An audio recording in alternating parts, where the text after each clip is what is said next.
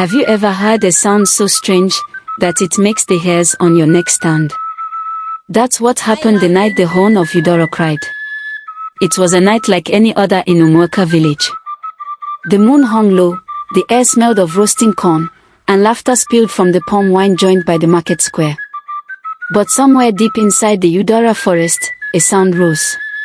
Not a normal horn. Not the kind you blow to call people for wrestling. No, this one was older, deeper, and it didn't sound like it was calling people. It sounded like it was crying. People froze where they stood. A man dropped his calabash of palm wine. Children clung to their mothers' wrappers. Even the night crickets went silent. For years, the Horn of Udara had been locked inside the shrine of Oni, our earth goddess. No one touched it, except the chief priest, and even he only carried it once a year during the festival of New Harvest. It wasn't just a horn. It was the voice of the forest, a gift from the gods, carved from the lightning-struck branch of the oldest Udara tree. They said its sound could call the animals to war or to peace.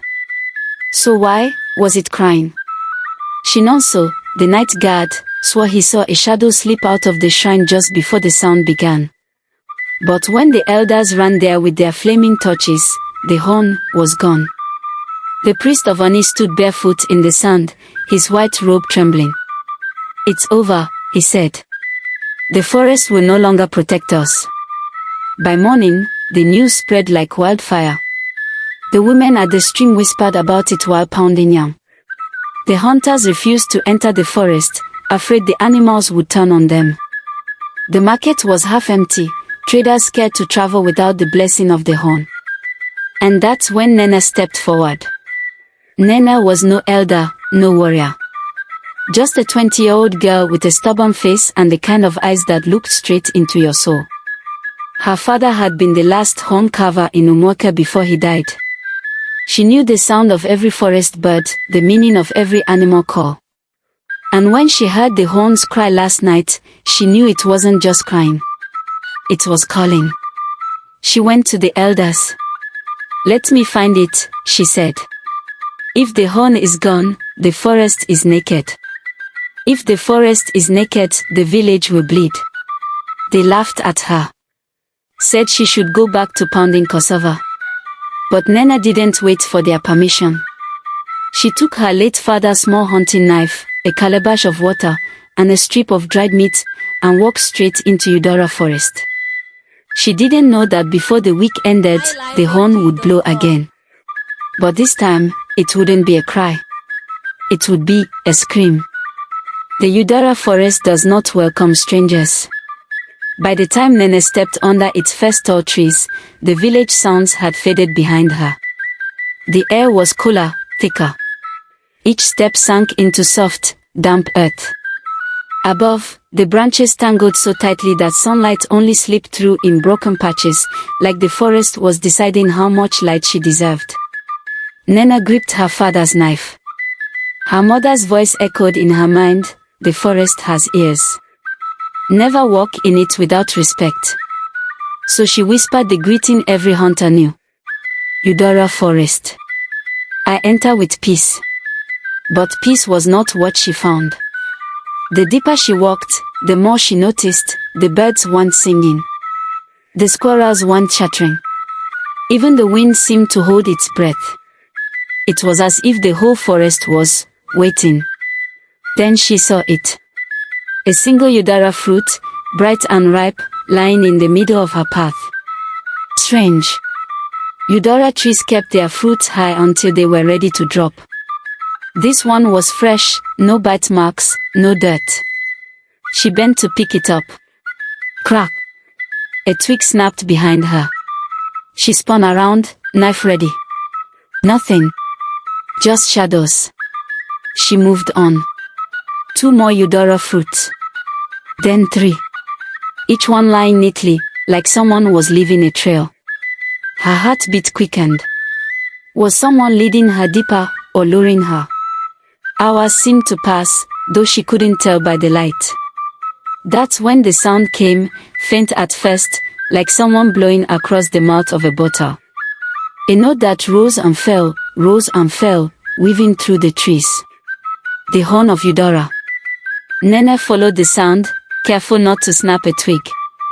The closer she got, the stranger the forest became. The roots twisted into shapes like human hands, the air smelled faintly of smoke, and far above, a vulture circled without flapping its wings. The horn's cry grew louder, sharper. It wasn't sad anymore. It was urgent, almost angry. And then, it stopped. She stepped into a clearing and froze. In the center stood a figure. Tall, wrapped in a faded leopard skin cloak, face hidden by a mask carved from black wood. The Horn of Udara was in the stranger's hands.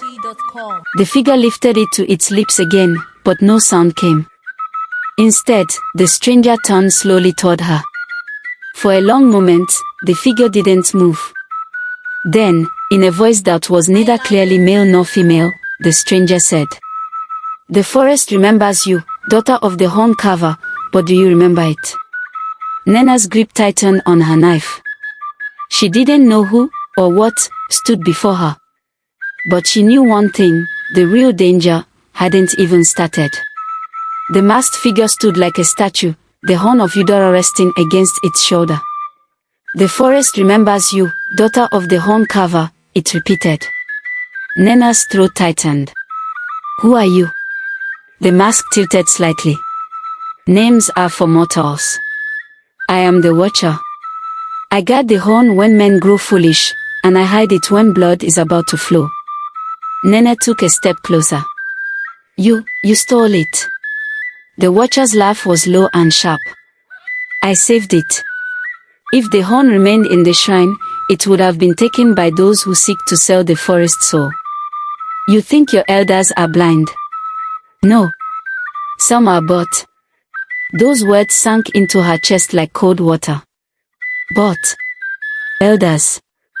She wanted to deny it, but she had seen the new silver bangles on certain wrists, the sudden meat feast in houses that used to struggle. The Watcher began to pace the clearing. "Listen well, Nnenna. The horn's cry was not for mourning. It was a warning. Men from the west come with iron tools and gold coins.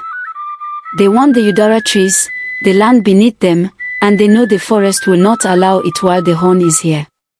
If they take it, the animals will flee, the rains will slow, and your people will beg them for food." Nnenna's grip tightened on her knife. "Then give it back. Let me return it before they come." The Watcher stopped pacing. "No. To return it now is to hand it to your enemies. If you want the horn to serve your people, you must earn it." A sudden wind swirled through the clearing, carrying the scent of ripe Udara fruit. The Watcher lifted the horn and blew, but no sound came. Instead, the trees around them groaned as if alive. "Beyond the sleeping river," the Watcher said, "lies a place your father once went but never spoke of. There you will find a piece of the horn's heart. Without it, the horn is a body without breath. Bring it to me, and I will let you take the horn home." Nnenna felt her heart beat in her ears. The sleeping river. She had heard hunters whisper about it, a place where water stands still and spirits test anyone who dares to cross. "What if I fail?" she asked quietly. The Watcher stepped closer until the mask filled her vision. "Then the horn will remain silent forever, and the forest will fall." Before she could speak again, the wind roared, leaves whipped around her face, and when she opened her eyes, the Watcher was gone. Only a single Udara fruit lay at her feet. She picked it up, heart pounding. The sleeping river awaited. The sleeping river wasn't far in distance, but it was far in courage. By midday, Nnenna reached its banks, and stopped. It didn't look dangerous. In fact, it barely looked alive. The water lay perfectly still, like someone had poured a sheet of glass across the earth. No ripples. No current. Even the dragonflies hovering above seemed afraid to touch it. Her father once told her, "The sleeping river doesn't like to be woken unless your heart is clean." She wasn't sure what that meant. Clean from sin. Clean from fear. Either way, she knew she didn't feel clean. She stepped closer, scanning for a crossing. No bridge. No canoe. Just a wide stretch of eerie, silent water. Then, a voice. "Why do you come, daughter of the horn carver?" Nnenna spun around. "Nobody. I seek the heart of the horn," she said carefully. The voice chuckled, deep, echoing, as if the river itself was laughing. "Many have come seeking. Few have returned." A shape began to rise from the water. First a head, then shoulders, then the long, flowing form of a woman, her skin shimmering like moonlight on water, her eyes as deep as the river itself. "I am Miriwaniai, spirit of this river. To cross, you must pass my test." Nnenna swallowed. "What are they?" The spirit's smile was small and dangerous. "3 truths. One about yourself, one about your people, and one about the horn. Fail, and the river will keep you." The first test came without warning. "Your truth, girl. Who are you when no one is watching?" Nnenna's chest tightened. She wanted to say brave, but she knew that wasn't always true. "I am a girl who pretends not to be afraid, even when fear follows me like a shadow," she admitted. The spirit's eyes glimmered. Truth accepted. The second test followed instantly. "What is the truth of your people?"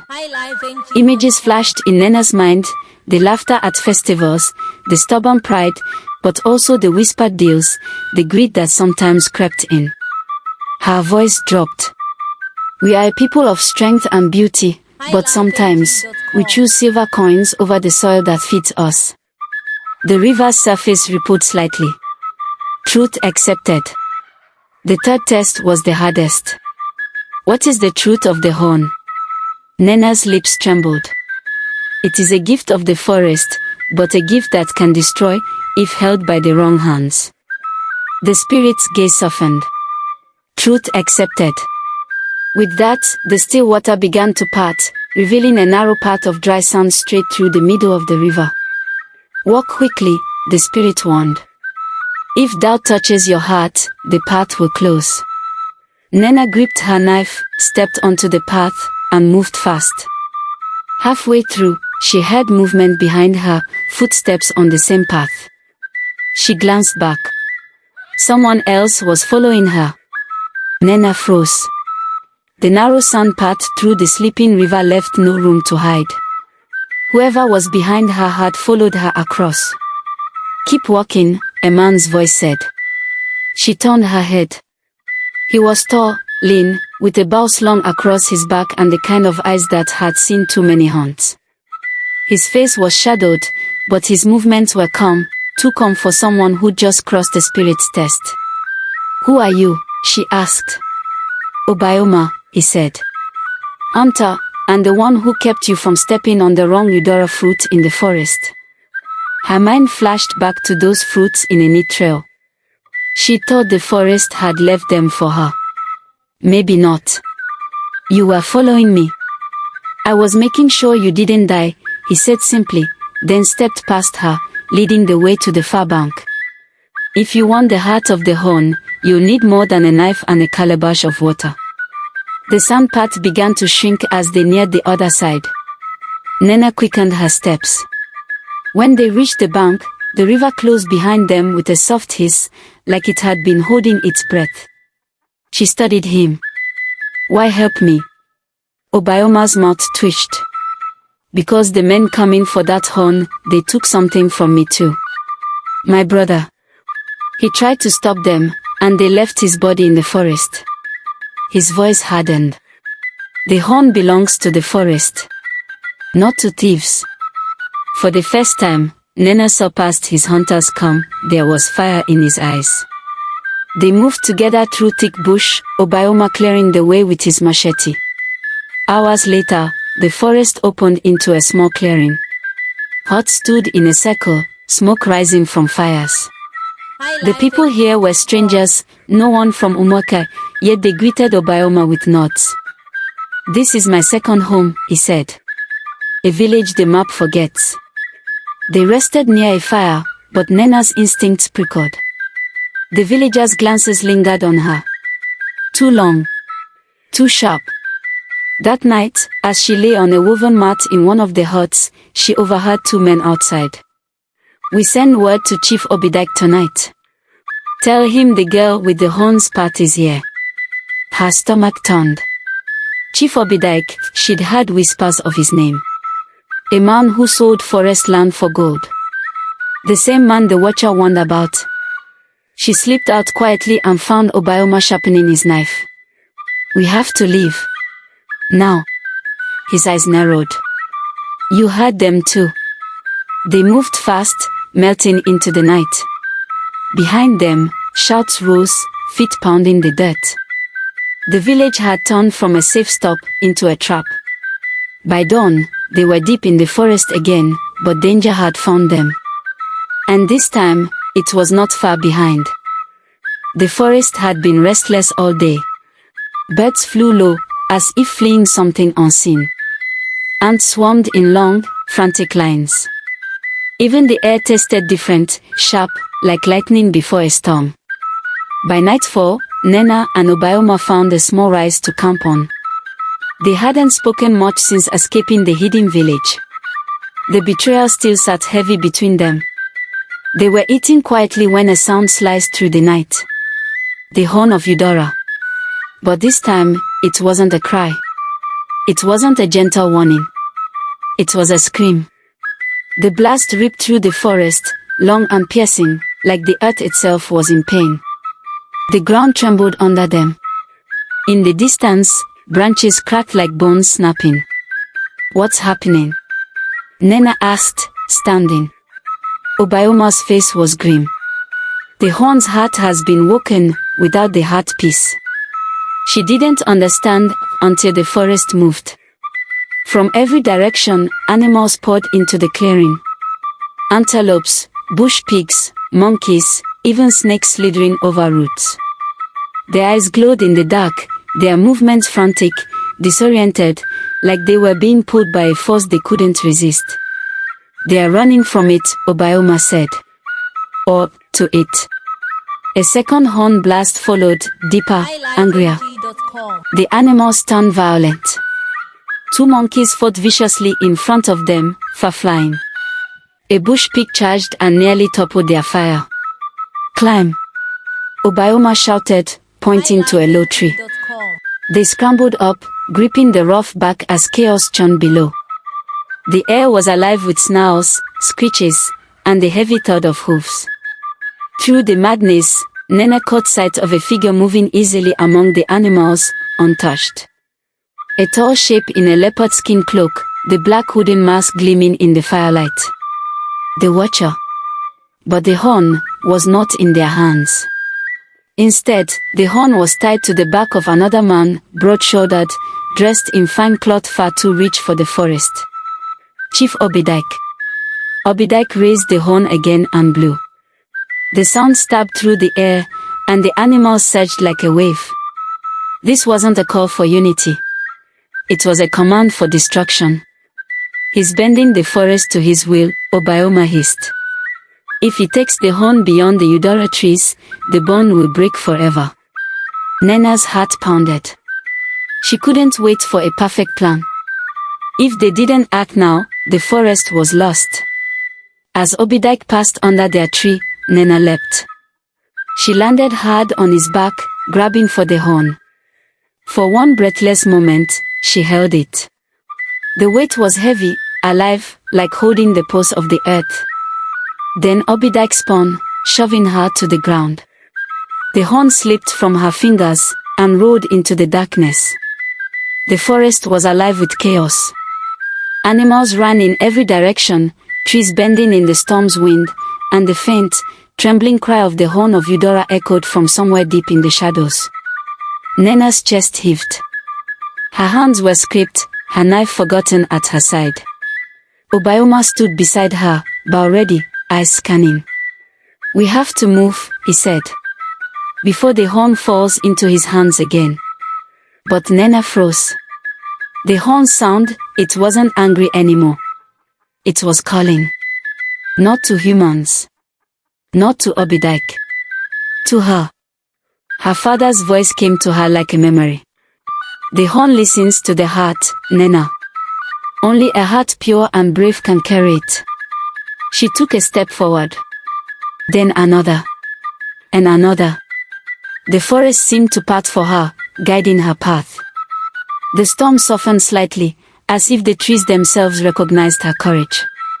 Ahead, Chief Obidike held the horn high, laughing as the animals surged violently.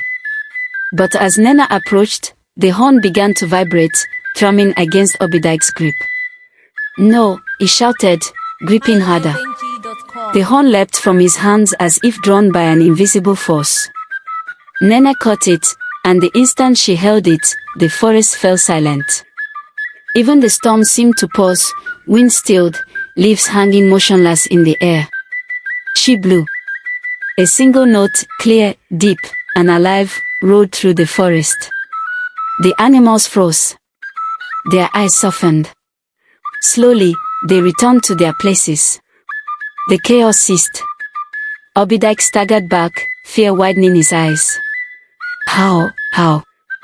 The horn listens to the heart, Nnenna said, voice steady now, filled with power she had never known she possessed.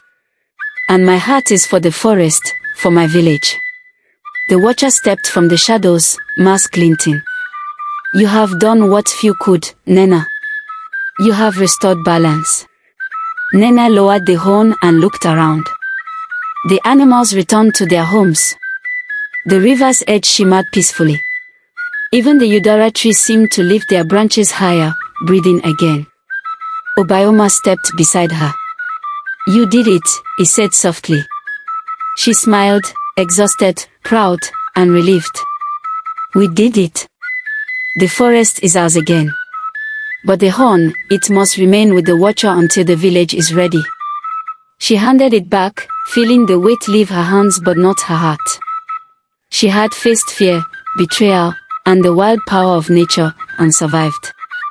By the time she returned to Umuoka village, the sun was rising. The elders bowed their heads in respect.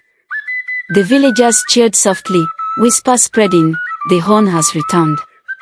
And somewhere deep in Udara forest, the horn hummed, quiet, peaceful, listening.